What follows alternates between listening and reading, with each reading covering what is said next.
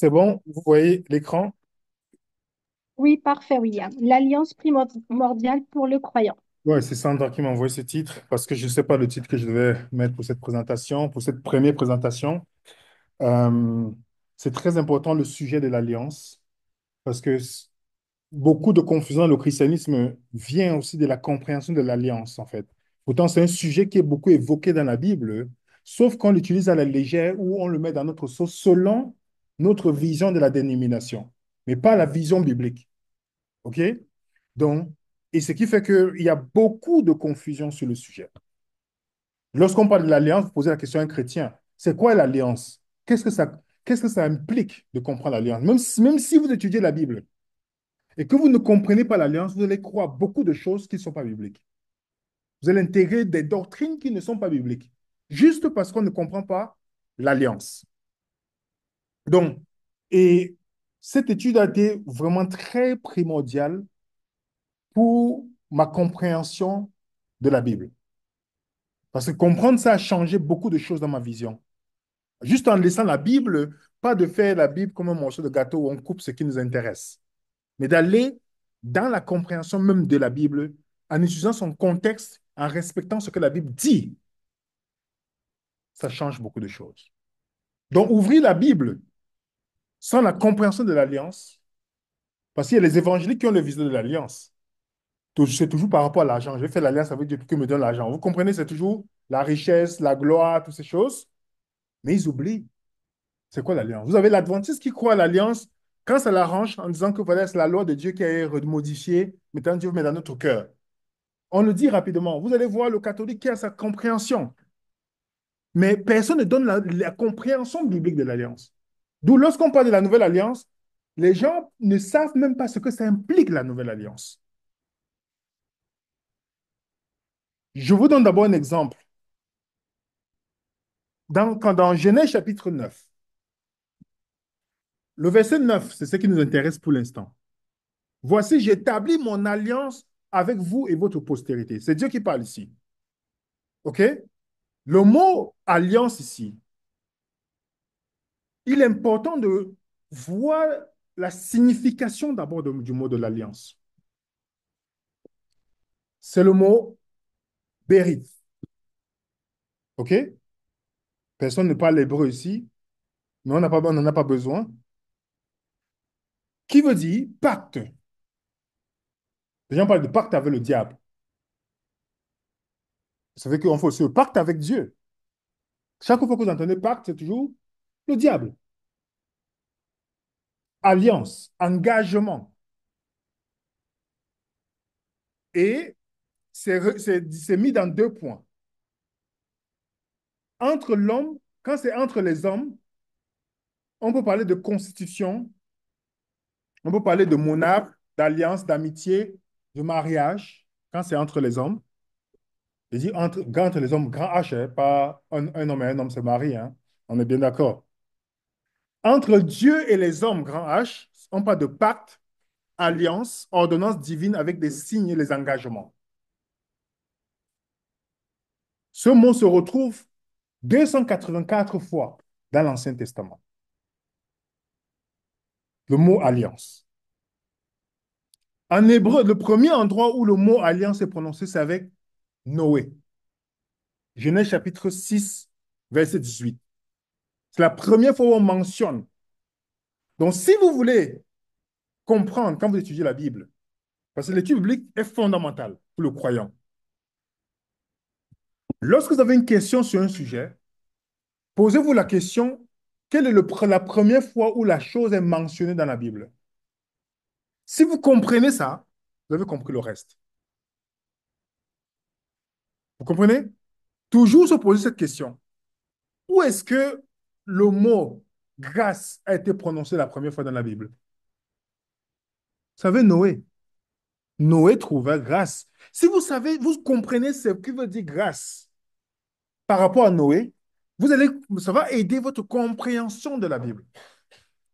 Donc, le mot alliance, dans l'Ancien Testament, c'est le mot bérite. OK? Dans le Nouveau Testament, c'est le mot diatheke qui est utilisé. Lorsqu'on parle de Zacharie qui parle de le père de Jean-Baptiste. Et ce qui est intéressant, j'ai mis ici la note pour les documents parce qu'on fait toujours tout pour donner les documents pour que vous soyez autonome, OK? Pour que vous puissiez vérifier vous-même. Ce qui est intéressant, c'est que Diathèque est dans le Nouveau Testament, c'est un pacte au moyen duquel des personnes ou des sociétés unissent leurs intérêts ou stipulent les conditions de leur activité commune. Donc, le mot diathèque qui est là signifie aussi testament. On dit l'Ancien Testament, Nouveau Testament. Beaucoup de chrétiens ne savent même pas pourquoi on le dit. Ils ne savent pas. Quand ils disent, oh oui, l'Ancien Testament, ça veut dire quoi l'Ancien Testament? En fait, c'est l'Ancienne Alliance. Tout ce que vous voyez là, les premiers de Genèse jusqu'à Malachie, c'est ce qu'on appelle la première alliance.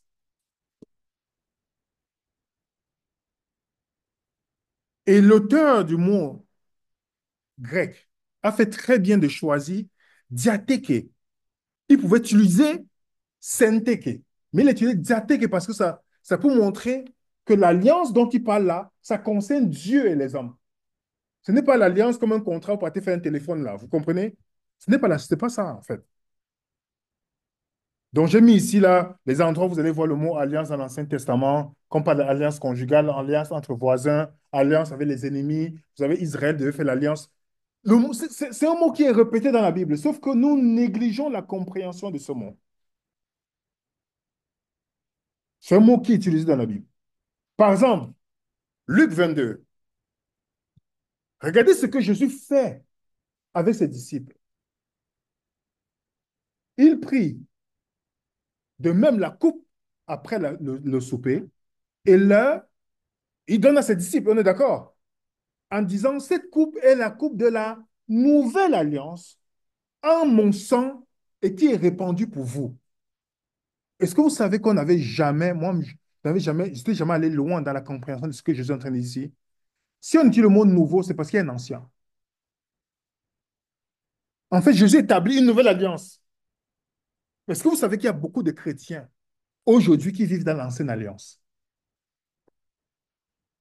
Ils disent qu'ils ont Jésus. Ce n'est pas Jésus qu'ils ont. Ils ont l'ancienne alliance.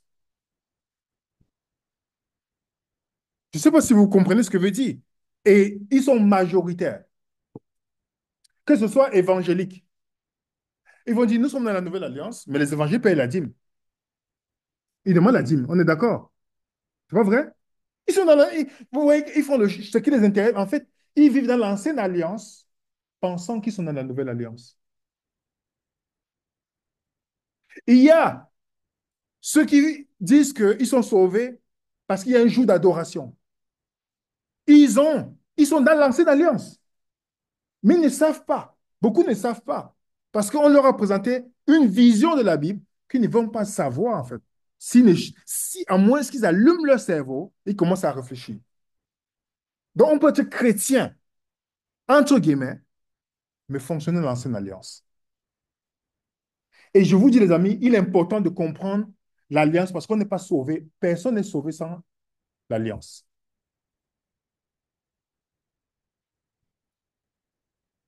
Je vous dis, c'est pour vous montrer l'importance. Parce que si vous savez vraiment dans l'alliance dans laquelle vous êtes, votre façon, vous allez voir que votre vie chrétienne sera différente. Si vous et moi, à la fin de l'étude, on comprend c'est quoi la nouvelle alliance, réellement, qu'est-ce que ça implique?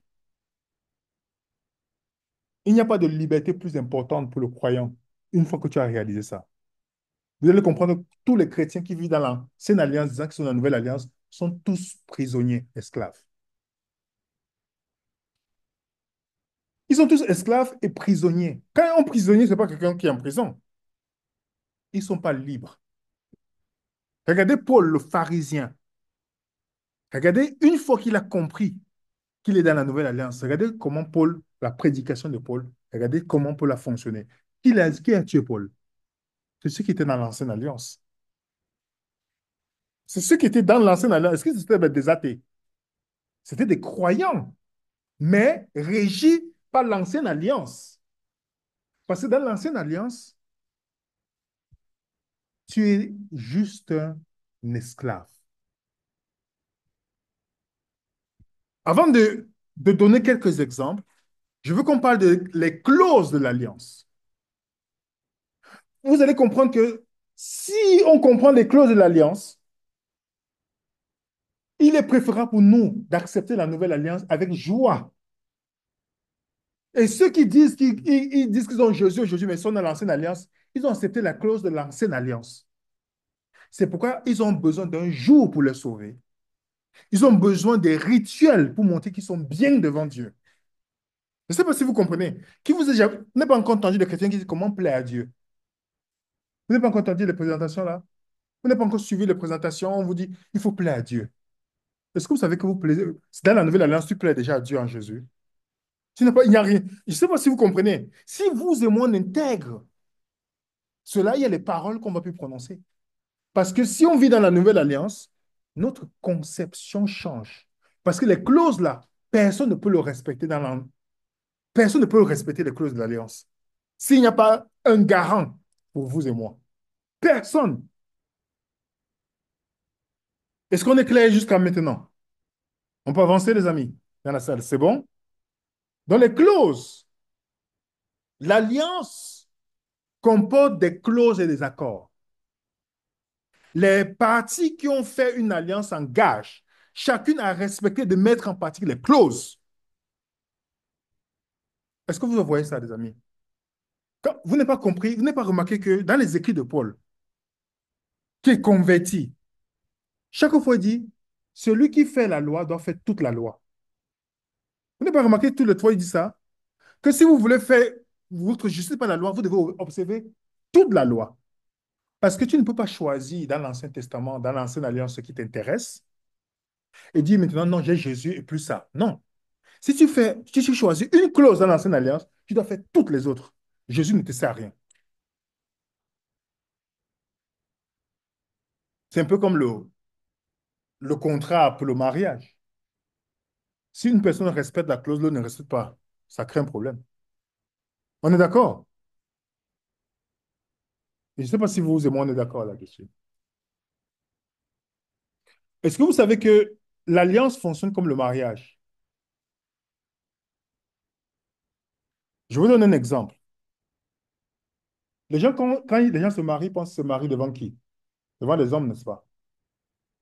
Non, c'est d'abord Dieu. C'est d'abord Dieu en premier. Parce que si c'est un contrat, chacun cherche son intérêt, n'est-ce pas? Quand je signe un contrat avec quelqu'un, chacun cherche son intérêt.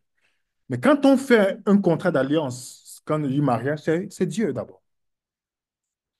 C'est Dieu. Parce que c'est lui qui a institué cela, le mariage. Mais dans l'alliance, les deux parties doivent respecter les clauses. Oui, il faut les clauses de l'alliance. L'alliance comporte les clauses. Chacun doit respecter cela. Si ce n'est pas le cas, il y a le divorce qui est prononcé. Vous comprenez pourquoi je dis parle de nouvelle, pas de l'ancienne. Combien d'entre nous ont déjà pris Deutéronome chapitre 28? Je suis la tête et non la queue. Seigneur, je suis la tête et non la queue. Dans quel contexte Dieu l'a dit? Dans le contexte de l'Ancienne Alliance. Vous allez voir qu'il y a des choses qui ne te concernent pas quand tu ouvres l'Ancien Testament. Tu vas peut-être lire par principe pour comprendre, parce que tu comprends l'Ancien Testament, il y a des principes que tu vas comprendre qu'on élabore dans le Nouveau Testament, mais il y a des choses que tu ne peux pas, si tu n'as pas compris ça, tu vas prendre certains trucs, mais Dieu, Deutéronome 28, c'est dans une prononciation de l'alliance avec Israël que Dieu le fait. Alors, il fait, si vous obéissez, voilà les malédictions. Si vous obéissez, vous obéissez, voici les bénédictions. Si vous n'obéissez pas, voilà les malédictions. Et non, on prend seulement la partie, je suis la tête, et non la queue. Parce qu'il y a les bénédictions. Maintenant, qu'en est-il de la malédiction? Je pars dans l'ancienne alliance, je choisis ce qui m'intéresse. Non, je prends le tout. C'est ce que Paul dit. Si tu veux aller dedans, tu dois prendre tout, en fait. Vous avez vu ça, les amis? Et l'une des premières alliances, même si ce n'est pas mentionné, c'est l'alliance en Éden.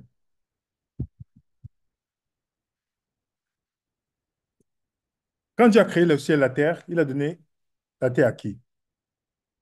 Adam, Adam et Ève et leur descendance. Est-ce que vous savez que dans Genèse chapitre 2, le verset 15, l'Éternel dit, prit l'homme et le plaça dans le jardin pour le cultiver et pour le garder. Et l'Éternel Dieu donna cet ordre. D'autres versions disent, l'Éternel ordonne. Tu pourras manger de tous les arbres du jardin, mais tu ne mangeras pas de l'arbre de la connaissance du bien et du mal, car le jour où tu en mangeras, tu mourras. Voilà une alliance que Dieu fait avec Adam. Tu es ici, voilà ce que tu dois manger. Le jour que tu ne respectes pas cette ordonnance-là, cette alliance, qu'est-ce qui va se passer? Tu vas mourir. C'est pas que je vais te tuer. Le divorce qui va se prononcer, c'est toi qui perds. Si tu coupes ton bras va pourrir, ton corps peut rester en vie. On est d'accord? Tu quittes de la source de la vie, c'est toi qui meurs. Lorsque, lorsque, dans Osée, le livre d'Osée, le livre d'Osée, c'est le livre d'un homme qui est marié et d'une femme adultère. Et Dieu rappelle à Osée, dans Osée chapitre 6, le verset 7, il dit, mais comme Adam, ils ont fait quoi? Transgressé l'alliance, ils m'ont été infidèles.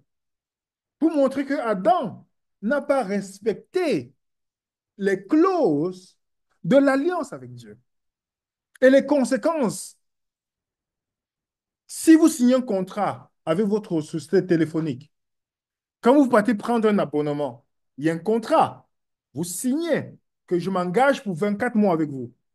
Si au bout d'un an, vous ne voulez pas, vous devez payer une sanction par rapport à ça. On est d'accord?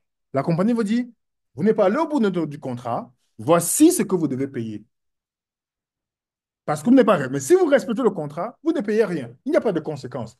Les compagnies peuvent même te poursuivre si tu ne remplis pas ta part de contrat. C'est bon? Alors, comme ils ont péché, on a un exemple de l'alliance avec Noé.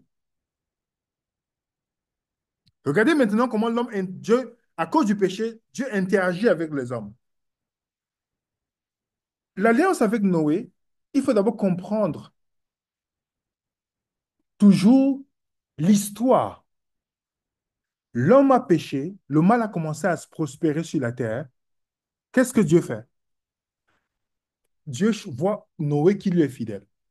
Noé, voilà, il dit, j'ai trouvé, Noé trouvé grâce aux yeux de l'Éternel. Et il y a le déluge qui vient, qui nettoie la terre. Dieu vient maintenant signer, faire une alliance avec Noé. Et voilà ce qu'il dit, parce que c'est très important pour nous de comprendre. Dans l'alliance, c'est ce qu'on va retrouver dans toute la Bible.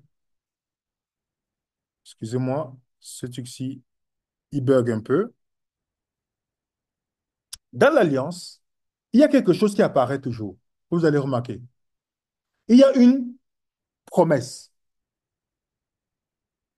La deuxième chose, il y a une condition dans l'alliance. Et la troisième chose, il y a un signe. Donc, quand le déluge arrive après le péché, quand le déluge vient là, Dieu, on nous dit dans Genèse chapitre 6, mais j'établis mon alliance avec toi, tu entreras. Dieu dit hier que je vais établir mon alliance avec toi, tu vas entrer dans l'âge, toi et tes enfants et ta famille. J'établis mon alliance avec toi. Dieu veut faire une alliance parce que le fonctionnement entre Dieu et le créateur et la créature, il faut quoi? Une alliance parce que Dieu ne force personne. Est-ce que tu es d'accord du contrat? Il ne te force pas. Si tu n'es pas d'accord, c'est pas grave. Mais il t'a quand même prévenu. Il ne force pas. Est-ce que vous voyez ça, les amis? Alors voilà là où Dieu interagit avec lui. Est-ce que tu veux lire pour nous, Géraldine? Ceux qui veulent lire dans la salle. Tu veux lire pour nous, Géraldine? Oui, S'il te plaît. alors, Genèse 9, versets 9 à 17. Voici, j'établis mon alliance avec vous et avec votre postérité après vous, avec tous les êtres vivants qui sont avec vous, tant les oiseaux que le bétail et tous les animaux de la terre, soit avec tous ceux qui sont sortis de l'arche, soit avec tous les animaux de la terre. J'établis mon alliance avec vous, aucune chair ne sera plus exterminée par les eaux du déluge, et il n'y aura plus de déluge pour détruire la terre. Et Dieu dit, c'est ici le signe de l'alliance que j'établis entre moi et vous et tous les êtres vivants qui sont avec vous pour les générations à toujours. J'ai placé mon arc dans la nuée et il servira de signe d'alliance entre moi et la terre. Quand j'aurai rassemblé des nuages au-dessus de la terre, l'arc paraîtra dans la nuée et je me souviendrai de mon alliance entre moi et vous et tous les êtres vivants de toute chair. Et les eaux ne deviendront plus un déluge pour détruire toute chair. L'arc sera dans la nuée et je le regarderai pour un souvenir de l'alliance perpétuelle entre Dieu et tous les êtres vivants de toute chair qui est sur la terre. Et Dieu dit à Noé, tel est le signe de l'alliance que j'établis entre moi et toute chair qui est sur la terre. OK, les amis, vous avez lu ce passage, n'est-ce pas? Qu'est-ce qu'on remarque chaque fois que Dieu parle de l'alliance? Il y a une promesse, il y a un signe. Vous n'avez pas remarqué, les amis? Il y a une promesse, il y a un signe. J'établis mon alliance avec vous. Donc, Dieu, quand il fait l'alliance, c'est avec Noé, mais à travers Noé, il y a qui? Sa famille. Est-ce que vous savez que vous et moi, on est censé avoir une alliance avec Dieu? Ça, c'est pour notre sujet. Ça, c'est pour notre sujet. Mais regardez bien ici. Dieu lui donne une alliance, il lui donne une promesse. La promesse, c'est quoi? Il n'y aura plus de déluge. Même si quelqu'un doit emmener le déluge, ça ne va pas arriver.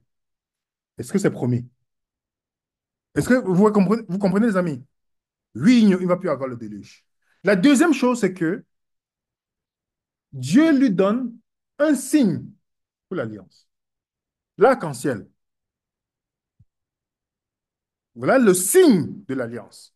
Est-ce que vous savez quelle était la condition de l'alliance ici? Est-ce que vous avez entendu Dieu dire, si tu m'obéis, je vais te protéger contre le déluge? Non, parce que ici, c'est très intéressant de savoir ça. Très intéressant. On va commencer par la promesse. Toute chair ne sera plus jamais détruite par le déluge. Voilà la promesse que Dieu donne. Condition inconditionnelle. Il n'y a pas de condition. Donc, Noé devait faire quoi? Il devait croire. Noé devait avoir la foi à la promesse de Dieu. Donc, il n'y a pas de condition que... Remarquez bien, quand Dieu dit, si tu obéis, je vais faire ceci, c'est parce qu'il y a une condition. Là, on est dans une alliance inconditionnelle. Donc, Noé n'a rien à faire, il doit seulement croire à la promesse. Ceux qui n'ont pas cru à la promesse ont conçu l'âge de la tour de Babel. Pour que le déluge n'arrive plus et qu'on soit submergé, on va créer la tour de Babel. Ils n'ont pas cru. Noé a cru, lui. Vous comprenez? Donc, c'est inconditionnel l'alliance ici. Et quel est le signe? L'arc-en-ciel. Est-ce que vous voyez comment ça fonctionne dans la Bible? Parce que c'est important pour nous de saisir ça.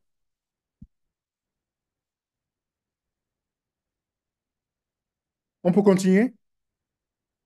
Trois choses à retenir. La promesse.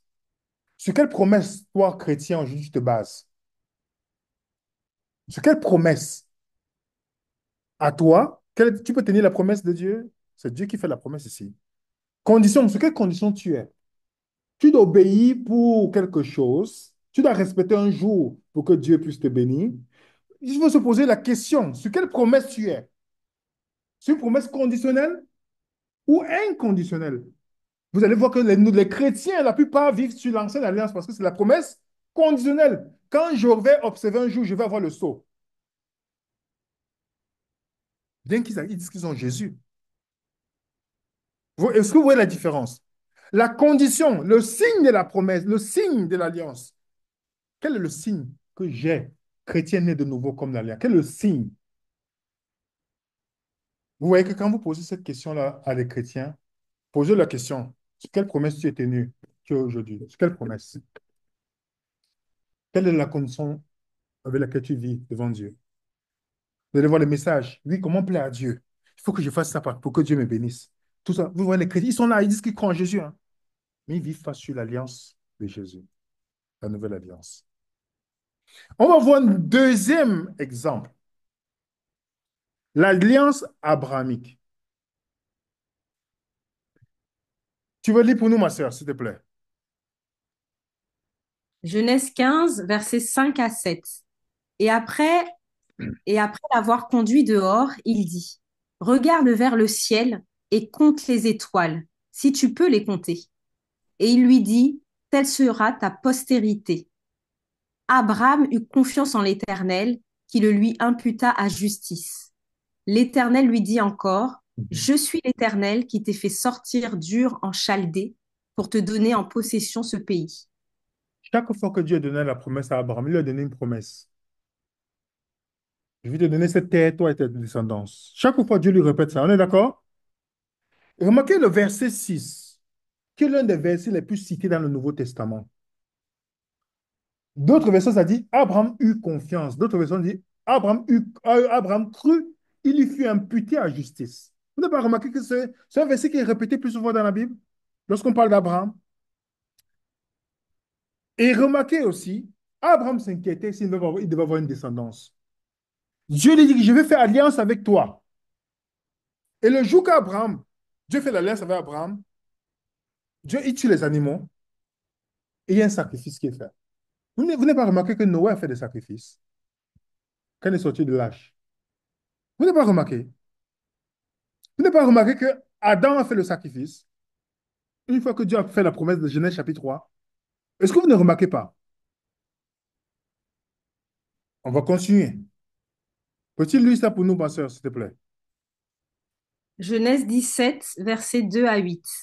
J'établirai mon alliance entre moi et toi, et je te multiplierai à l'infini. Abraham tomba sur sa face, et Dieu lui parla en disant, voici mon alliance que je fais avec toi. Mhm. Tu deviendras père d'une multitude de nations. On ne t'appellera plus Abraham, mais ton nom sera Abraham, car je te rends père d'une multitude de nations. Je te rendrai fécond à l'infini. Je ferai de toi des nations, et des rois sortiront de toi.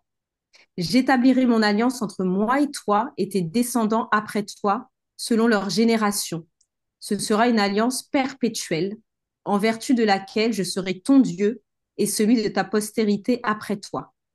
Je te donnerai et à tes descendants après toi le pays que tu habites comme étranger, tout le pays de Canaan en possession perpétuelle, et je serai leur Dieu. Vous avez compris, les amis? On n'a pas terminé, hein? Dieu dit que je vais faire l'alliance avec toi, mais c'est générationnel. Tes descendants sont là à perpétuer, une alliance perpétuelle. Et Dieu dit qu'il va leur donner la possession. Il fait la promesse. Regardez la suite, hein. Lis pour nous, Marcel, s'il te plaît, le verset 9 à 14. 9 à 14. Dieu dit à Abraham, toi, tu garderas mon alliance, toi et tes descendants après toi, selon leur génération. C'est ici mon alliance que vous garderez entre moi et vous et ta postérité après toi. Tout mâle parmi vous sera circoncis. Vous vous circoncirez et ce sera un signe d'alliance entre moi et vous. À l'âge de 8 jours, tout mâle parmi vous sera circoncis selon vos générations, qu'il soit né dans la maison ou qu'il soit acquis à prix d'argent de tout fils étranger, sans appartenir à ta race. On devra circoncire celui qui est né dans la maison et celui qui est acquis à prix d'argent. Et mon alliance sera dans votre chair une alliance perpétuelle. Un mâle incirconcis qui n'aura pas été circoncis dans sa chair sera exterminé du milieu de son peuple. Il aura violé mon alliance. Est-ce que vous avez vu ça, les amis? Dieu dit, voici mon alliance, voici la promesse. La promesse est claire pour toi, Abraham. Qu'est-ce que tu reçois comme promesse, Abraham? C'est que tes descendants, ils vont posséder cette terre-ci. Voilà la promesse que Dieu donne. Qu'est-ce qu'Abraham devait faire comme condition de l'alliance? Il devait croire. Est-ce que vous avez entendu Dieu dire, le jour que tu vas faire ça, je vais te bénir, je vais te donner la terre. Non, Dieu a dit, je vais te donner la terre. Il n'a pas mis une condition dedans pour dire, quand tu veux, non, il n'a pas donné. Mais il a donné un signe qui la distingue des autres, le signe de l'alliance. Et ce signe-là était, le monde, il démontrait qu'il croyait à la promesse. Le signe, c'est quoi? Circoncision. Est-ce que ceux qui ne vont pas se circoncire vont rester avec Abraham? Non. Parce que si, dès que tu restes avec Abraham, tu bénéficies aussi quoi? La promesse. Est-ce que vous voyez ça, les amis? Promesse, condition et signe. Le signe, c'était la circoncision. C'est ça le signe que Dieu avait donné. Celui qui n'avait pas ce signe, est-ce qu'il pouvait vivre au milieu? Il ne peut pas espérer quoi que ce soit. La condition, Abraham crut à l'Éternel et fut imputé à justice. Ce verset que vous retrouvez dans la Bible. Maintenant, je vous pose une question pour qu'on conclue d'abord cette première partie, cette introduction. Un chrétien né de nouveau est-il soumis à cette alliance? Je vous donne un exemple. Est-ce que vous n'avez pas encore entendu les chrétiens, on les appelle les Black Hebrew, je ne sais pas comment, les Hébreux africains. Ils sont aux États-Unis. Ils s'habillent souvent avec les couleurs violettes comme ça. Ils disent qu'ils sont les vrais Israéliens noirs. Vous n'avez pas encore vu ça? C'est pas encore arrivé ici à l'île Maurice? Heureusement, Dieu vous a épargné d'une hérésie. Certes, il y a les hérésies ici, mais il n'a pas voulu augmenter. Ils sont nombreux aux États-Unis, au Canada, même en France. Ils disent qu'ils sont des juifs noirs. Et chez eux, il faut se circoncire. Parce que dans la Bible, dans l'Ancien Testament, il fallait le faire. Ils sont vraiment stricts dans la compréhension de l'Ancien Testament. Mais ils croient en Jésus. Alors, c'est pourquoi je posais la question, est-ce qu'un chrétien né de nouveau, s'il ne pratique pas la circoncision, regardez comment c'est radical. Au temps d'Abraham, c'était une chose fondamentale. Oui, tu ne fais pas, tu t'es exterminé du camp. C'était fondamental. Mais pourquoi pour vous aujourd'hui, regardez, lis-nous ce texte, ma soeur, à haute voix, s'il te plaît, ma soeur. Pour qu'on comprenne comment c'est radical ce que Paul dit ici. Galates 5, versets 1 à 6. C'est pour la liberté que Christ nous a affranchis. Demeurez donc fermes et ne vous laissez pas mettre de nouveau sous le joug de la servitude. Voici, moi, Paul, je vous dis que si vous vous faites circoncire, Christ ne vous servira de rien. Et je proteste encore une fois à tout homme qui se fait circoncire qu'il est tenu de pratiquer la loi tout entière. Vous êtes séparés de Christ, vous tous qui cherchez la justification dans la loi, vous êtes déchus de la grâce. Pour nous, c'est de la foi que nous attendons par l'Esprit l'espérance de la justice. Car en Jésus-Christ, ni la circoncision, ni l'incirconcision n'a de valeur, mais la foi qui est agissante par la charité. Et regardez comment c'est radical. Paul est clair. Je vais vous donner, on va d'abord commencer par le verset 2. Voici moi, Paul, je vous dis, si vous... Paul, c'est qui ici? C'est un Romain, c'était la nationalité romaine. Mais est-ce que c'est un juif? Et pas n'importe quel, il était le meilleur. Parce que historiquement, Paul faisait partie, il était membre du Sanhédrin, étant jeune. Ça, c'est quelqu'un qui était un sudoué, en fait. C'est pas n'importe qui était membre du Sanhédrin au point de donner les lettres d'aller persécuter les chrétiens. Il y a beaucoup de pharisiens là qui étaient des médiocres, comme certains anciens d'église qui sont médiocres. Je ne dis pas tous, mais qui sont médiocres, qui sont seulement là On les met parce qu'ils sont seulement vieux ou âgés. Mais ils n'ont aucune sagesse dans l'esprit. Paul était un sudoué dans leur époque.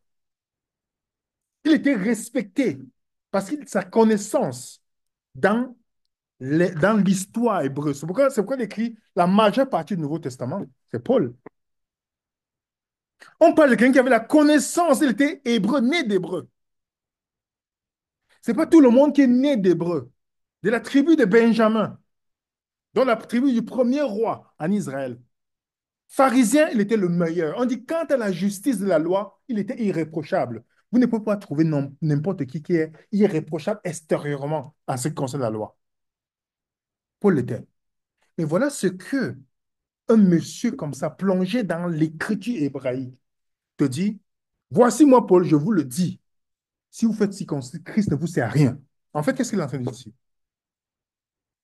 Est-ce que la circoncision, on pouvait exterminer quelqu'un pour la circoncision? Oui. Est-ce qu'aujourd'hui, est-ce qu'un chrétien pouvait? Non.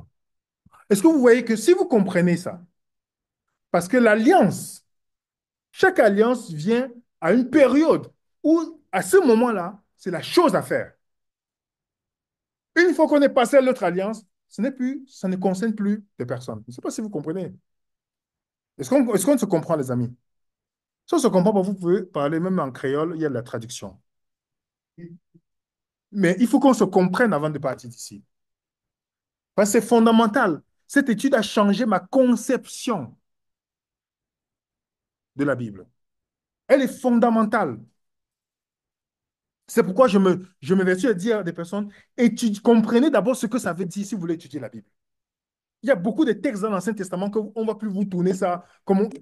Si vous comprenez ça, et vous comprenez pourquoi on est dans la Nouvelle Alliance, les amis, la liberté que ça apporte, hein, vous ne pouvez pas imaginer.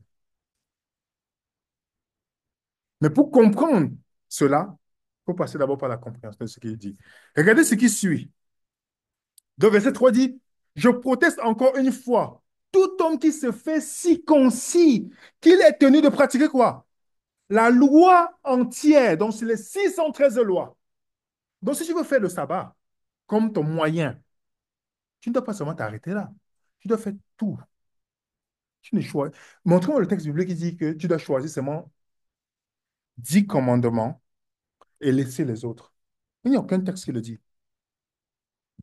Paul est en train de d'une manière radicale. Si tu veux vivre selon la loi, quand il parle de la loi, il ne dit pas de la loi cérémonielle ici. Il parle de tout ce qui est inclus. Si tu veux vivre là, vis totalement parce que Christ, tu n'as pas Christ. Donc, c'est ton seul moyen d'être sauvé. Mais si tu fais la circoncision, Christ ne te sert à rien. Donc, ta justice vient de quoi? De la loi et non de Jésus. Donc, il dit, vous êtes séparés de qui? De Christ. Vous qui cherchez la justification par la loi, vous êtes déchus de la grâce parce qu'il y a deux systèmes. On va voir ça. Il y a le système de la grâce et le système de la loi. Tu ne peux pas avoir les deux. Impossible. Tu dois choisir le système dans lequel tu vis. Tu dois choisir le territoire dans lequel tu vis. Je suis ici à l'île Maurice avec vous. Je suis soumis à la loi mauricienne. Si je commets un délit ici, là, je suis jugé ici. On peut me renvoyer en Suisse. Je suis jugé ici. On ne peut pas me renvoyer au Canada. Je suis jugé ici. Parce que je suis dans un nouveau territoire, je dois respecter les lois. Donc, quand vous conduisez à gauche ici, donc je dois prendre une voiture. Parce qu'en France ou au Canada ou en Suisse, on conduit à droite. Je dis non, moi, je veux conduire selon ma loi là où je viens. Je veux commettre des accidents, on va m'arrêter, me mettre en prison ici. Mais comme je suis ici, je suis obligé de conduire où? À gauche, comme à l'île Maurice. Parce que c'est dans un nouveau système. Donc, c'est choix, j'ai choisi. Quand je viens ici, on ne m'a pas attaché pour m'amener sur l'île Maurice. On est même d'accord. Donc, quand je viens, je dois mettre dans ma tête que j'accepte les lois mauriciennes de m'y conformer parce que c'est un nouveau système. Je ne viens pas avec mon système pour dire, je vais imposer ceci. Non, je dois vivre. C'est pourquoi il y a souvent les problèmes d'immigration dans les pays parce que les gens viennent avec leur système. Ça crée des conflits dans le pays. Ils ne viennent pas s'intégrer. Alors, si vous n'êtes pas content, là, rentrez chez vous. Souvent, c'est à des immigrants. Vous n'êtes pas rentré, vous venez en France. Critiquez la France comme vous voulez. Mais si vous n'êtes pas content, rentrez chez vous. Moi, si j'ai l'argent, je vous paye le billet, vous rentrez. Si vous, soit vous intégrez, vous, on voit quelqu'un machin là-bas en France, à plein Paris en hiver. Ça, si je habite au Sénégal, tu marches comme ça. Vous comprenez? Quand on arrive quelque part, on respecte les lois et les coutumes. C'est ça l'engagement. Si je m'en vais vivre aux Antilles, je dois respecter la culture, la vie qui est là-bas. Je vais venir dire, monsieur au Canada, il y avait la neige. Je vais commencer à mettre la neige sur telle montagne. Ça ne va pas fonctionner. Si je veux la neige, je rentre au Canada. Est-ce que vous comprenez, les amis? Donc, je ne peux pas choisir, dire, je vais faire ceci, faire l'autre. Non. Je choisis un système dans lequel je vis. Et si je choisis le Christ, cela ne me sert à rien. Si je choisis la loi, Christ ne te sert à rien et tu es déchu de la grâce. Donc, soit tu es déchu de la loi, soit tu es déchu de la grâce. C'est toi qui dois choisir. C'est pourquoi il dit, car en Christ, ni la circoncision, ni l'incirconcision n'a de valeur, mais la foi agissante par quoi? Par l'amour. Est-ce que vous voyez pourtant, dans l'Ancien, dans l'Abraham, l'alliance avec Abraham, tu ne te faisais pas circoncis, tu pouvais mourir. Quand vous voyez un incirconcis, regardez les fils de Jacob qui ont tué celui qui a violé Dina. Ils ont pris comme prétexte qu'il n'était pas circoncis, non? Ah oui, vous devez vous circoncis. Maintenant, si vous voulez épouser une fille, ils ont profité quand ils étaient circoncis pour aller le tuer. Vous comprenez? Parce qu'il fallait faire cela si tu veux te mettre avec eux. Donc, c'était important. Est-ce que pour le croyant né de nouveau, c'est important? Non. Donc, je vous donne rendez-vous demain pour comprendre c'est quoi l'ancienne alliance, son signe, sa condition. Et maintenant, je vais seulement faire uniquement sur ça. Donc, ça veut dire qu'il y a les points sur lesquels on va aborder ensemble pour comprendre l'ancienne alliance. Avant de partir sur la nouvelle, vous allez voir que si vous et moi on comprend l'ancienne alliance, et après qu'on a compris la nouvelle alliance, il n'y a personne qui va vouloir l'ancienne alliance. Même une seule chose qui est dans l'ancienne alliance. Je dis même une seule chose. Vous n'allez même pas vouloir imposer ça à vos enfants. Parce que le fait que vous preniez une chose dans l'ancienne alliance pour imposer ça aux chrétiens, vous avez jeté Christ en fait. Vous êtes déchu de la grâce de Dieu. C'est ce que Paul dit dans Galates. Donc demain à la même heure, c'est la même heure, demain c'est samedi, non, c'est pas la même heure, désolé. On va vous annoncer ça dans le groupe Telegram. 14 heures, demain 14 heures ici. 14 à 16 heures. Demain. On va essayer d'aller en détail pour comprendre c'est quoi l'ancienne alliance. Et comme je vous ai dit, c'est une étude qui a changé littéralement. Et j'encourage toute personne qui veut étudier la Bible de comprendre minutieusement c'est quoi l'ancienne alliance. Donc demain, on va voir uniquement l'ancienne alliance. Ça, c'est un gros morceau, les amis. Parce que quand on va comprendre les promesses de l'ancienne alliance, les lois de l'ancienne alliance, et quand on ira dans la nouvelle alliance pour comprendre ces promesses, personne ici ne souhaiterait avoir l'ancienne alliance dans sa vie. Bien qu'il y a beaucoup de chrétiens qui vivent l'ancienne alliance, malheureusement, mais qui disent qu'ils ont le Christ. Donc, c'est le moment des questions. Sentez-vous libre de poser vos questions dans la salle. Vous levez seulement la main et puis on vous demande de poser votre question pour que les auditeurs, ceux qui sont en ligne, on est environ, on est plusieurs en ligne là. On est 77. Voilà. Donc, ceux qui sont dans la salle, quand vous voulez poser la question, vous levez la main, vous approchez-vous. On ne va pas vous voir, hein, ne vous inquiétez pas. Personne ne vous voit. Et ceux qui sont en ligne, vous pouvez lever la main Ouais. sur votre ordinateur ou le téléphone Il et y a on quelqu'un vous qui va laissera poser la question la dans la parole. salle, Géraldine. Comment? Il y a quelqu'un qui va poser la question dans la salle. Ok. Ouais, parlez fort. Tout à l'heure, là, quand tu as commencé, tu as mis un verset, euh, je ne sais pas, j'ai oublié le verset que tu as mis. Tu as mis l'alliance au bas. moi j'ai compris, c'est que l'alliance et la grâce, c'est la même chose. Est-ce que c'est ça? Non. Tu peux remettre le verset, s'il te plaît? Le premier phrase que tu as mis. Premier verset que j'ai mis. Genèse 9, verset 9 à 17. C'est ça.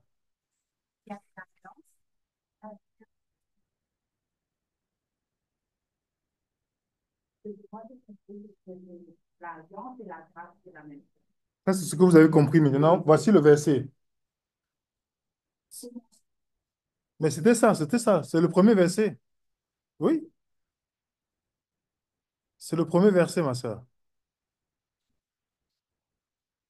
Ça veut dire que l'alliance et la grâce, c'est pas pareil. Parce que tu as dit qu'on est sur L'alliance, c'est un trois. système. L'alliance, c'est un système. La loi, c'est un système. L'alliance, c'est un contrat. C'est pas la même chose. On dit Noé trouva grâce aux yeux de Dieu. Après, Dieu dit, je veux faire une alliance avec toi. Il ne dit pas, je veux faire la grâce avec toi. Comprends?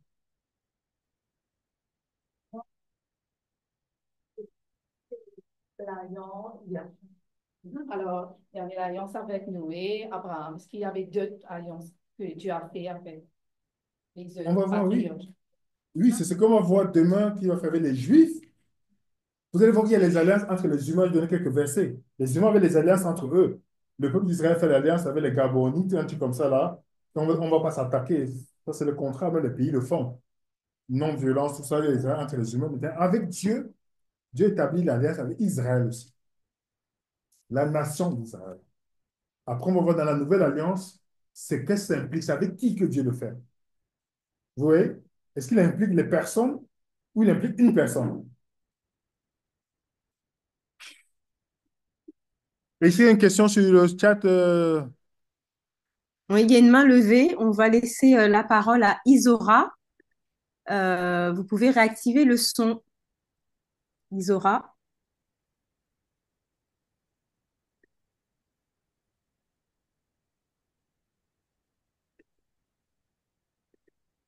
Ils auront faut Isora, réactiver votre son. on vous a donné la main. Vous pouvez appuyer sur le son.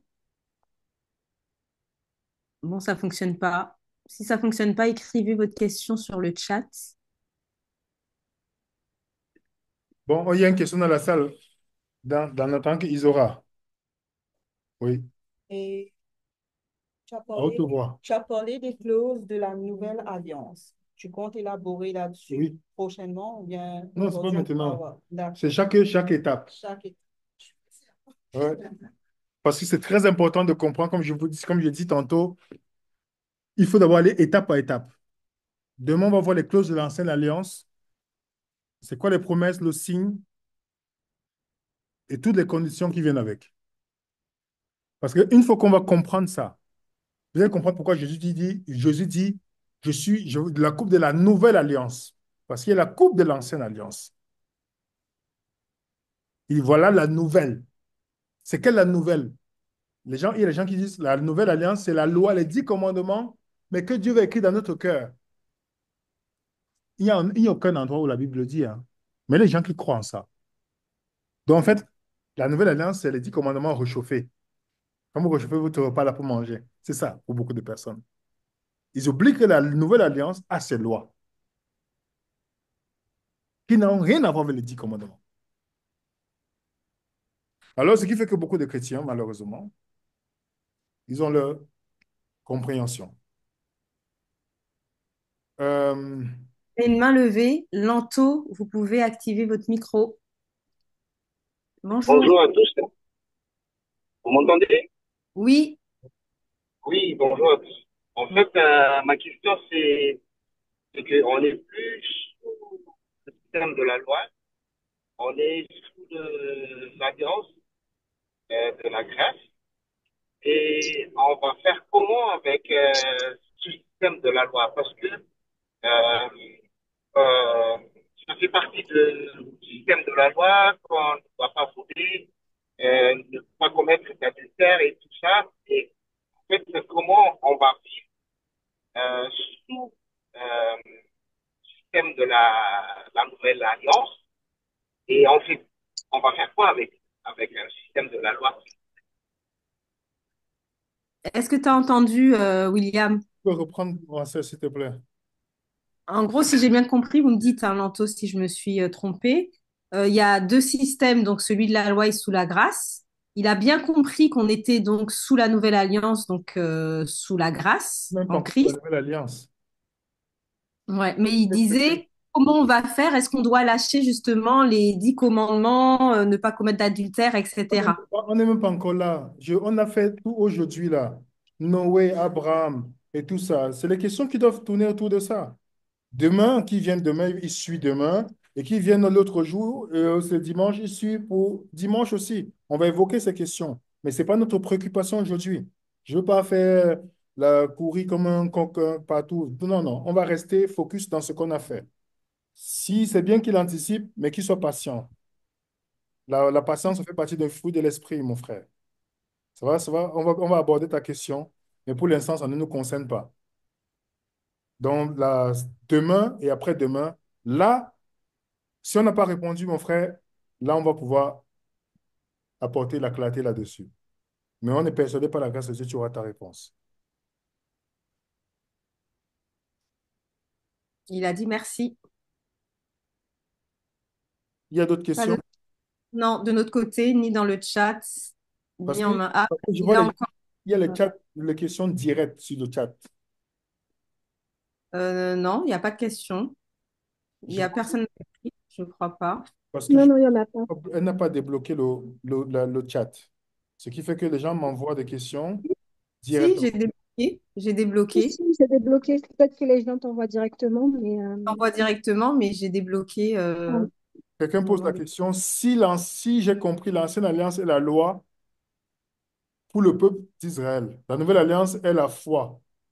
On n'est même pas encore là. On n'a pas encore fait l'ancienne alliance. Donc, soyez patients. Je sais très bien qu'on peut courir, mais soyons patients. Nous sommes là pour réapprendre, donc allons étape par étape pour Étape bien par étape. comprendre. Mm. Aujourd'hui, on parlait de l'alliance. Pourquoi c'est important de comprendre qu'est-ce que ça signifie l'alliance? Qu'est-ce qu'on retrouve dans l'alliance finalement? Conditions, promesses, signes entre deux personnes qui impliquent des générations. On est d'accord? Il y a même les sacrifices qui sont faits par rapport à ça. C'est quand on comprend ce fonctionnement qu'on va maintenant aller dans l'ancienne alliance. Une fois que je comprends l'ancienne alliance, que j'intègre par la grâce de Dieu demain, ça sera plus facile de savoir si on est soumis aux 10 commandements ou pas. J'ai une question qui m'a été envoyée directement par Caro. Est-ce que les vrais juifs à l'origine, non ceux de la Kabbale, observent l'ancienne ou la nouvelle alliance? Les nouveaux juifs, Est-ce que les vrais juifs à l'origine, non ceux de la Kabbale, observent l'ancienne ou la nouvelle alliance? il y a les juifs qui sont dans la nouvelle alliance aujourd'hui, qui croient en Jésus. Mais ils ont toujours les rites de l'ancienne alliance. Mais c'est pas, vous voyez que c'est toujours une confusion. Vous voyez la différence? Est-ce qu'il y a les Juifs qui croient en Jésus uniquement? Oui. Et il y a les Juifs qui vivent dans l'Ancienne Alliance. La plupart des Juifs qui sont orthodoxes sont dans l'Ancienne Alliance. Ils ont les cuisines séparées, ils ont beaucoup de choses, des rituels. C'est pourquoi je vous ai dit, il n'y a aucun chrétien qui garde le sabbat comme il le faut, selon la Bible. Il n'y a aucun chrétien. Si quelqu'un te dit qu'il fait le sabbat selon la Bible, le fait que tu prennes ta voiture, tu n'es plus dans l'esprit du sabbat, en fait. Le fait que tu prends le bus, tu n'es plus dans l'esprit du sabbat. C'est fini. Tout ce que tu fais là, c'est le cinéma. Les vrais Juifs orthodoxes, ils font le sabbat. Parce qu'il n'y a aucun texte biblique qui dit que le sabbat, comme les Juifs ont fait ça, a changé, on a amélioré. Vous avez vu ça dans la Bible? Ce n'est que les chrétiens qui ont intégré ça. Non, Jésus est venu montrer quelque chose. Non, Jésus est né sous la loi. Il est né sous la loi. Vous comprenez? Il a seulement guéri le sabbat. Il n'a jamais dit à quelqu'un d'aller transgresser. Parce qu'il était sous la loi jusqu'à ce qu'il meure. On est d'accord? Avant de ressusciter. Donc, tous les gens qui vous disent qu'ils font le sabbat, c'est le mensonge. Je peux vous démontrer ça jour avec texte biblique à l'appui. Ils ne font pas le sabbat, ils font leur sabbat à la tête, selon leur vision, mais pas selon la vision biblique. Comment vous pouvez faire les réunions le jour du sabbat? Comment vous pouvez faire vous comptez l'argent le jour du sabbat? Comment vous faites tous ces rituels-là que les gens font? Ils viennent. En tout cas, c'est comme je dis, quand on est ignorant, on prend l'avantage chez nous. Une fois que vous comprenez les choses telles qu'elles sont, vous allez comprendre pourquoi Dieu n'a jamais imposé certaines choses aux croyants de la nouvelle alliance. Et les apôtres n'ont jamais fait, sauf les prophètes modernes. Il y a une autre question? Venez, ma soeur. Il y a une différence entre le signe et le sceau. C'est la même affaire Le ou... signe et le sceau, c'est la même chose. C'est interchangé dans la Bible. Quand on dit signe et le sceau, c'est la même chose. On a une question sur le chat. Parce Bon, que c'est sur la... la circoncision, c'était le signe, c'était le sceau. Vous allez voir que dans Romains 4, Paul interchange. Il parle de sceau, de signe. Donc, c'est comment tu peux reconnaître qu'ils sont différents, ils sont circoncis. Tu vois? Là, quand c'était le signe que Dieu donne, voilà le signe là. Maintenant, sur Abraham, c'est sur la chair. Pour les Juifs, maintenant, c'était le sabbat. On va voir, on va expliquer demain. Oui, ma soeur, tu as dit qu'il y avait une question? Sur la nouvelle alliance. On la pose toujours, quand Sur la même. nouvelle alliance, qu'est-ce que la personne veut savoir? Tant qu'on n'est pas encore. Matthieu 9, verset 17, on ne met pas non plus du vin nouveau dans les vieilles outres. Donc, c'est par rapport à ça. Question, est-ce une manière que Jésus nous dise qu'il y a une nouvelle alliance? Non, parce que il faut toujours lire la Bible selon le contexte.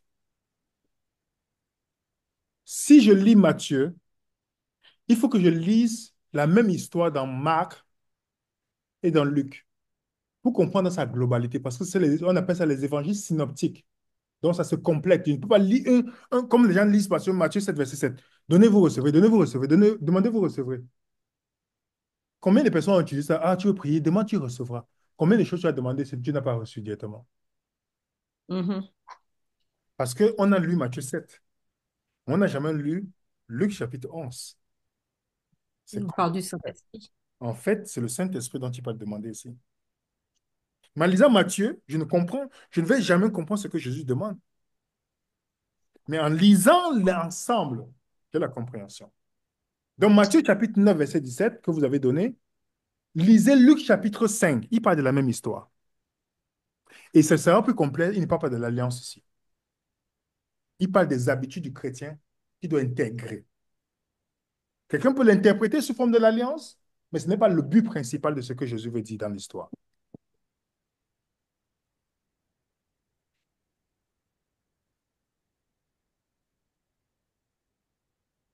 Merci, Parme. Il y a une autre question. Non. Attends ici. Moi, je sais que nous venons dans une dénomination qu'on a appris le sabbat,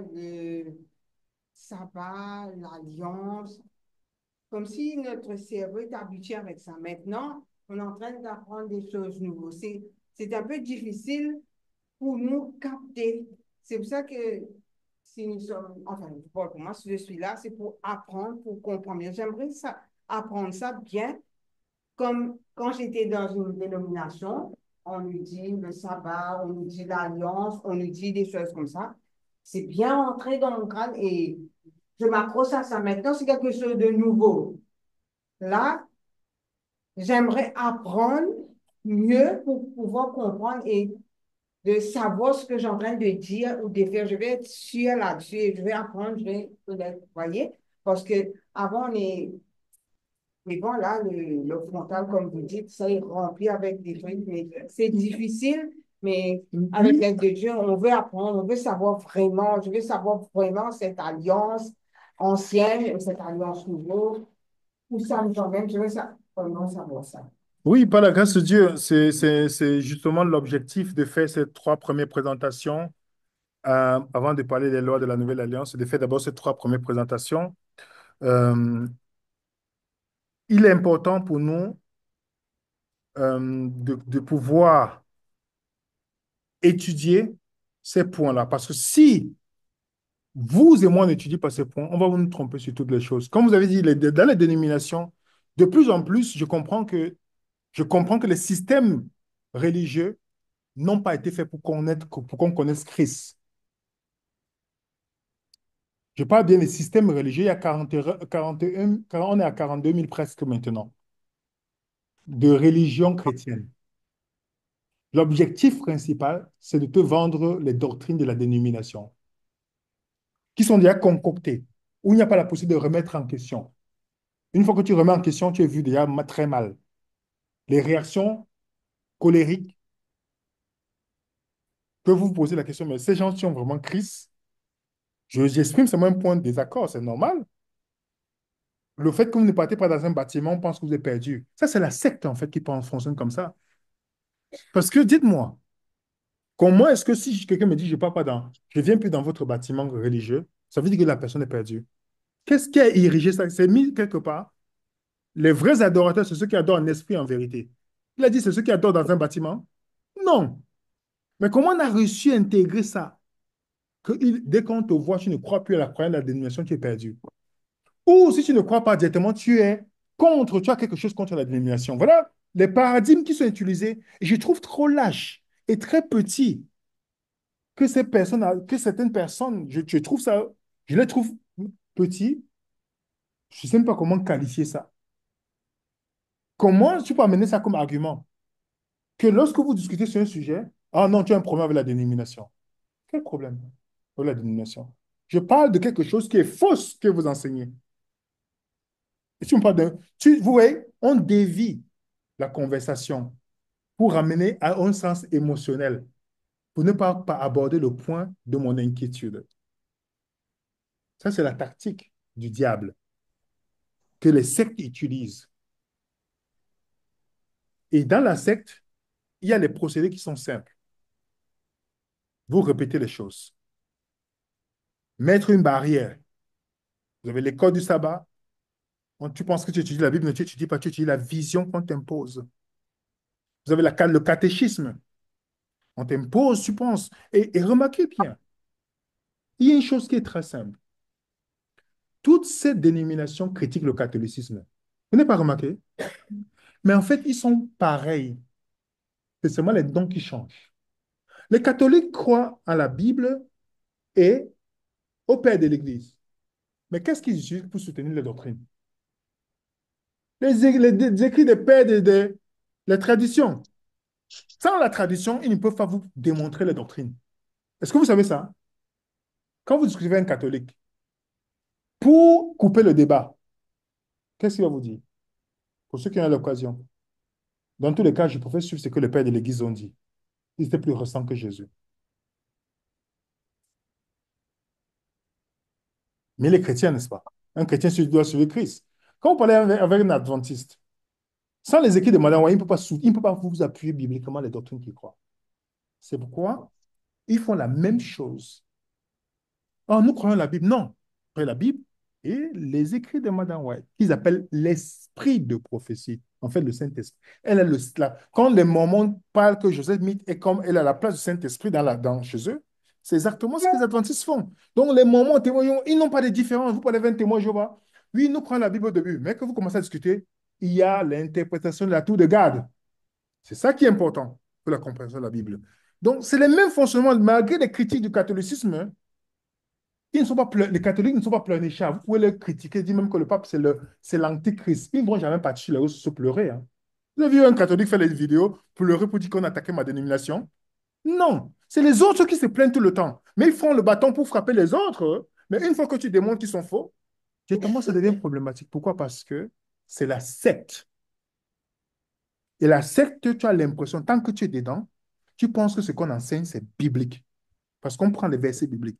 Les témoins, je vous pensez que quand ils croient que Jésus n'est pas Dieu, là, vous pensez que c'est... Quand vous ouvrez votre Bible uniquement, il peut sortir avec la conclusion que Jésus n'est pas Dieu. Mais la façon que c'est mis dans la secte, il ne peut pas. Tu vas croire. Quand tu commences à poser des questions, tu es mal vu.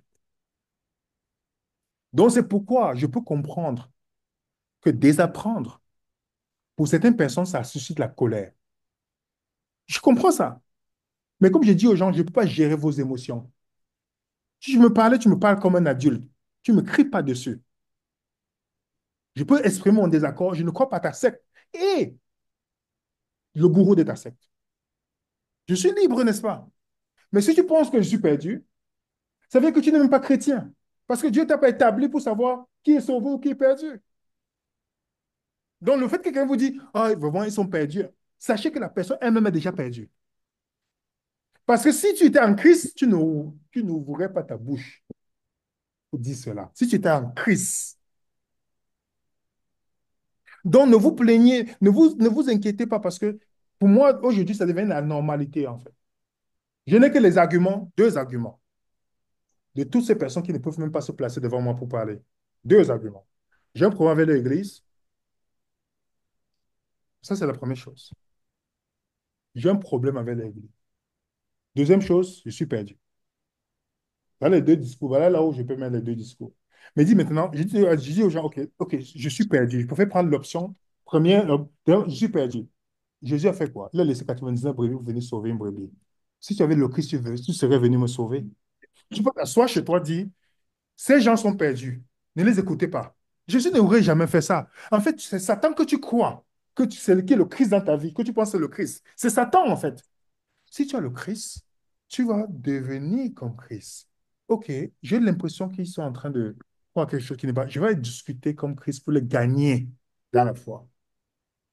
L'objectif n'est pas de te gagner, c'est de te ramener dans le bâtiment.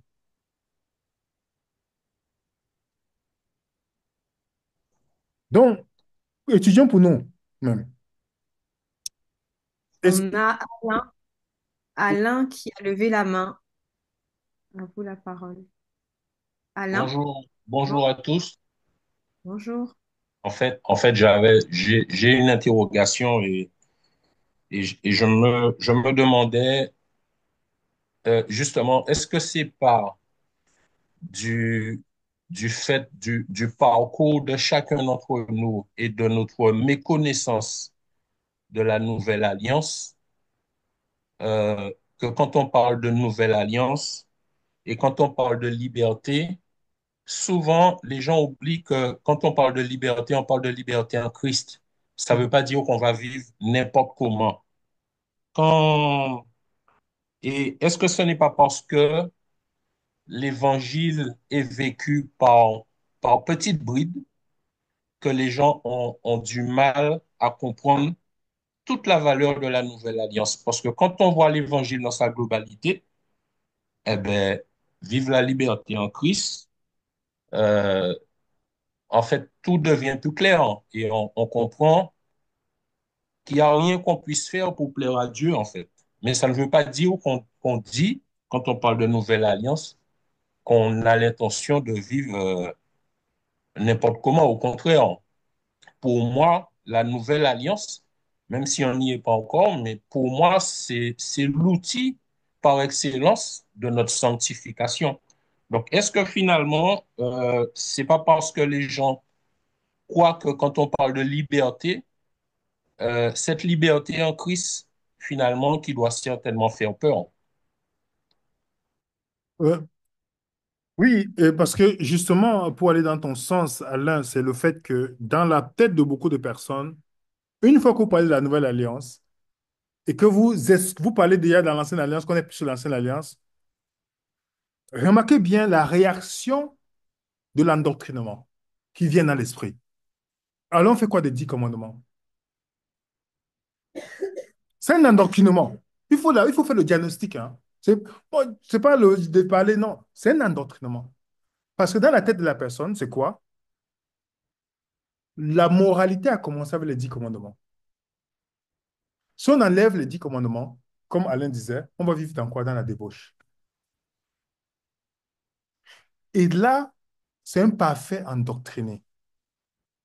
Il attend que la marque de la bête est tranquille chez lui. Attend, il regarde le journal si le pape est parti quelque part.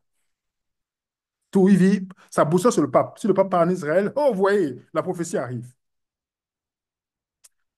La chose est simple. Quand on va aborder, vous allez comprendre que la moralité n'a jamais commencé avec les 10 commandements. que les 10 commandements n'ont pas l'importance qui est donnée aujourd'hui. Quand vous comprenez c'est quoi l'ancienne alliance, je dis bien quand nous comprenons c'est quoi l'ancienne alliance. Et vous allez, vous et moi, beaucoup d'entre nous, à la fin de la nouvelle alliance, on va courir pour dire, c'est ça que j'ai besoin dans ma vie. Pas parce que ça va nous permettre d'avoir la licence pour le péché. Non. Mais vous allez comprendre. Pourquoi? Chacun d'entre nous souhaiterait et criera pour dire, Seigneur, je veux vivre dans la nouvelle alliance. Voilà ce qui va arriver.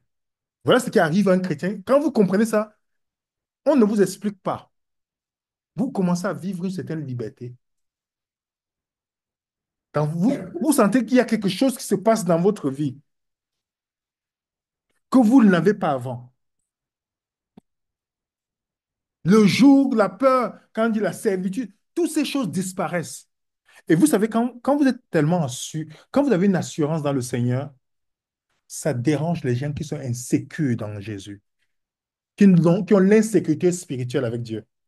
Vous savez, vous connaissez ces gens-là? Ils ont besoin de faire des choses pour prouver à Dieu.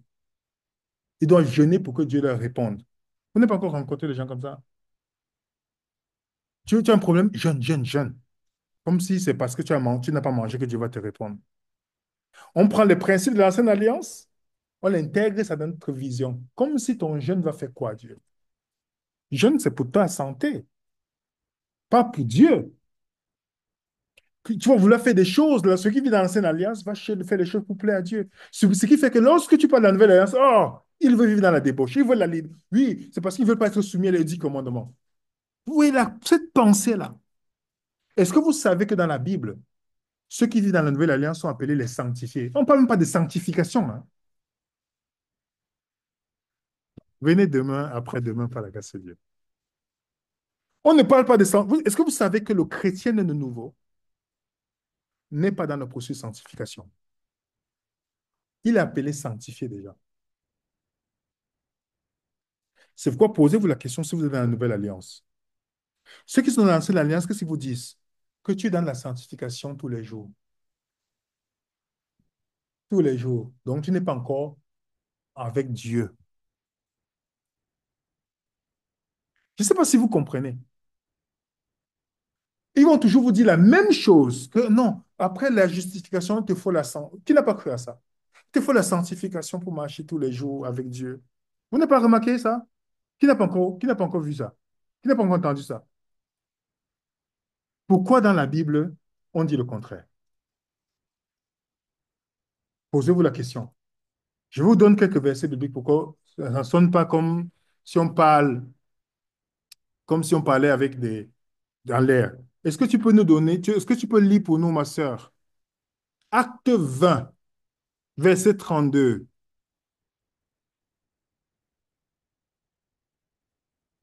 Ok, je cherche. Acte 20, verset 32.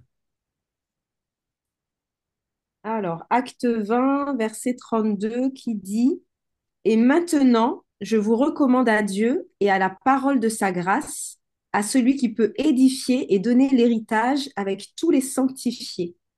Mais pourquoi il dit tous les sanctifiés?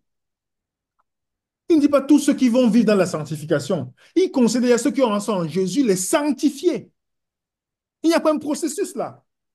Est-ce que tu peux lire Acte 26, verset 18, ma sœur?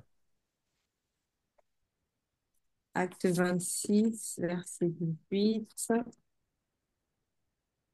Verset 18. Afin que tu leur ouvres les yeux pour qu'ils passent des ténèbres à la lumière et de la puissance de Satan à Dieu, pour qu'ils reçoivent par la foi en moi le pardon des péchés et l'héritage avec les sanctifiés. Pourquoi avait les sanctifiés? Pourquoi avait les sanctifiés? Dans l'ancienne alliance, les gens qui vous vivent, déjà le Jésus est un sacrificateur aronique. Donc tu as besoin de la sanctification pour arriver vers lui. Tous les jours, tu dois te lever, sanctifier tous les jours pour arriver vers lui. Mais ceux qui voient Jésus comme dans l'ordre de Melchisédek, que Jésus est monté dans le ciel directement, aller avec le Père, ils sont appelés sanctifiés. Donc vous n'êtes pas dans le même évangile et je vous dis une chose. Galates, Paul met en garde chaque chrétien. Je veux que tu puisses lire encore 1 Corinthiens 6, verset 11, avant que je puisse dire ce que Galates dit ici, ma soeur. 1 Corinthiens 6, verset 11. 6, verset 11.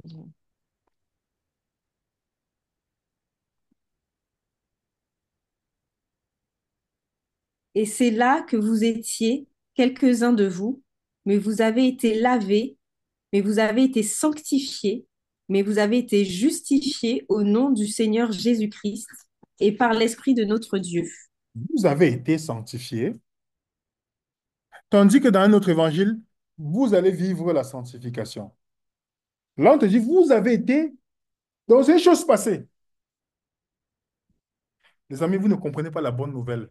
Vous et moi, on nous a volé la bonne nouvelle pour qu'on puisse apprécier c'est quoi la nouvelle alliance. Je vous dis, les amis, on nous a volé ça. C'est pourquoi chaque personne, je me bats tout le... je lutte, je lutte. Mon frère, tu es avec les sanctifiés.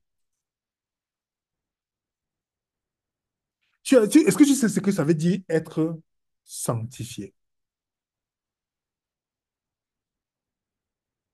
Oui, Donc, c'est dans être. Romains 8, verset 30, il dit glorifié même. Vous êtes glorifié, vous avez été glorifié. Mm. Tandis que dans l'autre évangile, vous serez glorifiés. Donc, Galates chapitre 1 nous dit, si un ange, même un ange, si vous donne un autre évangile, qui soit quoi? Vous savez le mot ange, c'est qui est écrit là? Messager. Donc, si quelqu'un se lève comme messager ou messagère et vous donne un autre évangile, que cette personne soit anathème. Donc, si vous recevez un autre évangile que l'évangile selon la Bible, là, c'est pourquoi il dit, ne le recevez même pas. Ne recevez même pas. Vous comprenez, les amis? Ce n'est pas un ange du ciel qui va voler, il parle de l'ange, c'est un messager. Si quelqu'un vient, il apporte un autre évangile que celui que vous avez reçu. Qu'il soit anathème.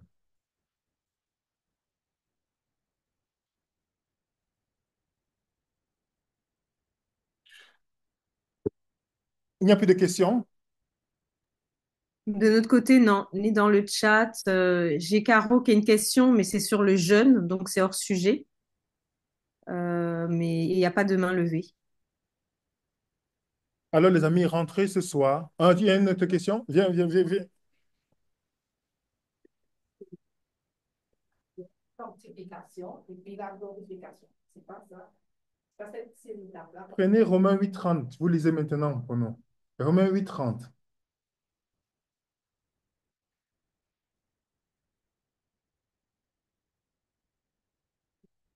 On va lire encore Romains 8:30 et 1 Corinthiens 1, verset 2.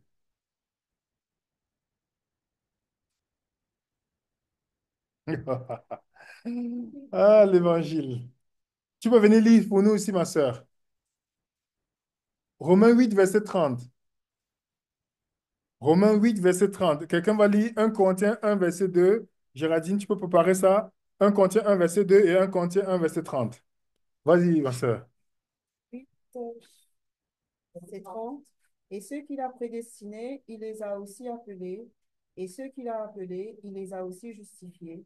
Et ceux qu'il a justifiés, il les a aussi glorifiés. Mais remarquez bien, c'est parlé dans quel c'est le futur ou le passé? C'est quoi? Futur? Passé, n'est-ce pas? 1 Corinthiens, Merci. verset 2. L'église de À- Dieu qui est où? Qui est à Corinthe, à ceux qui ont été sanctifiés en À Jésus-Christ. ceux, à ceux qui ont été, dis-moi un peu, Géraldine, c'est quel verbe? Si tu es français, c'est quel verbe? Peut-être je peux commettre une erreur là. C'est quel verbe? C'est passé ou c'est futur? C'est c'est passé à ceux Ok. qui ont été sanctifiés. Ceux qui ont Mhm. été sanctifiés. Maintenant, on va dans le verset 30. Le verset 30. Or, c'est par lui que vous êtes en Jésus-Christ, lequel, de par Dieu, a été fait pour nous sagesse, justice et sanctification et rédemption, a été fait. Ouais, le passé. A été fait. Pas vous. Pardon? Chapitre 1, verset 30. Est-ce que vous comprenez, les amis? Quand on abordera le sujet, mais vous explique déjà que quand vous êtes en Christ, c'est tellement une bonne nouvelle que vous devez célébrer cela. Parce que quand vous comprenez la nouvelle alliance, c'est tous les jours que c'est une fête pour vous. Vous ne passez pas un moment sans vous asseoir pour dire merci, vraiment, merci Seigneur. Je n'aurais jamais souhaité vivre au temps d'Israël. Je n'aurais jamais souhaité. Ça, c'est seulement si vous recevez la bonne nouvelle. Quand on dit bonne nouvelle, quand on dit d'aller prêcher la bonne nouvelle, c'était vraiment la bonne nouvelle. Regardez les gens qui étaient prêts à mourir, mettre tout ce qu'il faut, laisser tout ce qu'il faut pour aller prêcher. Si c'était une mauvaise nouvelle, qui va aller prêcher une mauvaise nouvelle? Mais quels sont ceux qu'ils ont tués? Ceux pour qui ça enlevait la liberté, en fait. Donc, tu penses que si... Non, non, non, on va t'empêcher. La nouvelle alliance, c'est une magnifique étude et une très bonne nouvelle, les amis. Donc, venez demain à 14 heures, heure mauricien. Ça doit être... Sandra nous a donné le fly dans le groupe pour qu'on connaisse l'heure de la Guadeloupe, non l'heure des Antilles et l'heure de la France. Ça va nous permettre de corriger beaucoup de choses, par la grâce de Dieu. Donc, rentrez, prenez le temps d'étudier la documentation, on va mettre dans le groupe Telegram tout à l'heure. Comme ça, vous téléchargez, vous étudiez pour vous-même. Vous comprenez d'abord, vous intégrez ça. Comme ça, quand demain on fait, ça sera encore clair par la grâce de Dieu. Et on va maintenant clôturer cette série avec la nouvelle alliance, avant de commencer à aborder d'autres sujets. C'est bon pour tout le monde? Euh, je vous passe l'antenne, les amis, pour que vous priez pour qu'on clore cette première étude. Merci. Père éternel, merci pour cette étude. Guide-nous vraiment sur l'alliance. Qu'est-ce que tu veux nous dire sur l'alliance, Seigneur? Par Jésus, tu nous as donné un nouveau cœur, non pas un cœur de pierre, mais un cœur de chair. Et tu nous demandes vraiment une circoncision de notre cœur, Seigneur. Faites que on puisse être guidé par ton Esprit Saint afin de comprendre cette bonne nouvelle, afin de comprendre cette nouvelle alliance, Seigneur. Ce sont vraiment les grâces que je te demande pour cette série d'études. Bénis toutes ces personnes à l'île Maurice qui vont suivre cette étude pendant une semaine environ, et ceux aussi qui sont à distance, Seigneur. Permets-nous de nous éclairer. Au nom de Jésus, ce sont les grâces que je te demande. Amen.